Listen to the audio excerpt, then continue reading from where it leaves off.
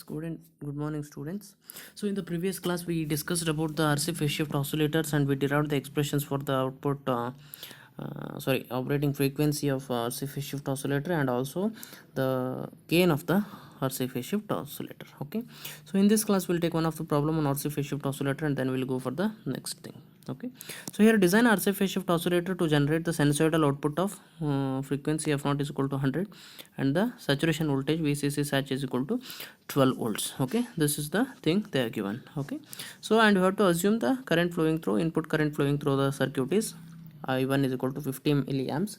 You just have to assume the smaller value of the current. Okay, so simple V is equal to IR of basics. So RF is equal to V0 saturation divided by I1. Okay, V0 saturation 12 they have given, so I1 is 50 micro amps, so your RF is equal to 240 kilo ohm. Okay, and we know that RF divided by R1 is equal to 29, so R1 is equal to 8.27 kilo ohm. Okay, so always in case of RC phase shift oscillator, the input resistance is 10 times that of the feedback resistance value, that is RF is equal to 10 times R. Okay, always in case of RC phase shift oscillator, input resistance will be 10 times higher than that of the feedback resistance. Okay, that is a standard criterion. Okay, so from this calculate R. So R1 you know, so R is equal to R1 divided by 10, so 827 ohm is your R. Okay, so now using the capacitance equations, so C is equal to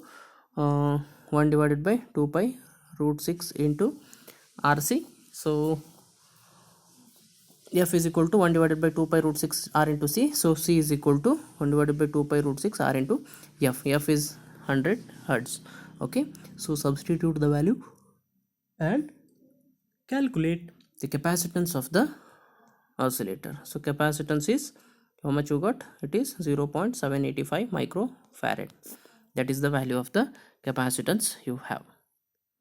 Next is Venn bridge oscillator. So the operation principle of this Venn bridge oscillator is also to produce the oscillations. Okay, so it is a Venn bridge circuit. Venn bridge circuit, the 180-degree phase shift required is produced from this Venn bridge circuit, and another 180-degree phase shift required is produced from this your inverting non-inverting amplifier. Okay, so here so the terminal A and C are the feedback network and the input is connected to the non-inverting terminal. So input is connected to the non-inverting terminal. So A and C are the feedback network. So A and C, which is A, so here it is A and C are the feedback circuits. Okay, and B and D are the your input connected to the non-inverting terminal of the operational amplifier. Okay, so the two arms of the bridge R1 C1 are in series and R2 C2 are in parallel here. So these two are in series and these two are in parallel. Okay, so now the components of this arm decide the frequency, the what type of components you have chosen. The frequency of the supply is also various components of the RC arm will be decides the frequency of the circuit here. Okay, the feedback network is called as a lead lag network because of at very low frequency it acts as a lead network. Okay, at the high frequency it will be acting as a lag network. Okay, the gain of the amplifier can be adjusted using the RF and R1. Okay, so here once again to simplify the derivations, I have just taken the feedback. I have rewritten the your feedback network. Feedback is nothing but your R and C. This is your feedback. So this is your feedback path.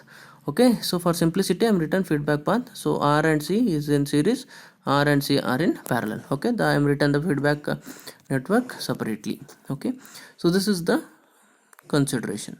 So you just note, yeah, VF is nothing but a feedback voltage, VF of S, V0 is the output voltage. So in between that we have R and C combinations. So from the voltage divider rule I'm calculating the VF of S. VF of S is equal to ZP into V0. ZP is not ZP into V0 divided by ZP plus ZS, where your ZP is parallel resistance, R parallel to C, and ZS is R is series with C. Okay, so that you calculate using this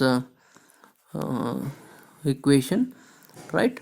So this is your ZP and ZS. Now substitute ZP and ZS in VF, okay, and go on simplify it. Substitute ZP and ZS here and go and simplify. We'll get VF divided by V0 is equal to this one. After simplification, that is a feedback path gain. VF divided by this is your feedback path gain. Alright. Now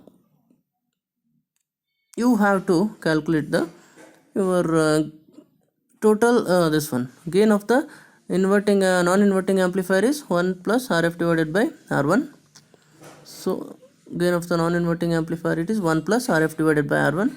It is a forward path gain. What we calculated here is a feedback path gain.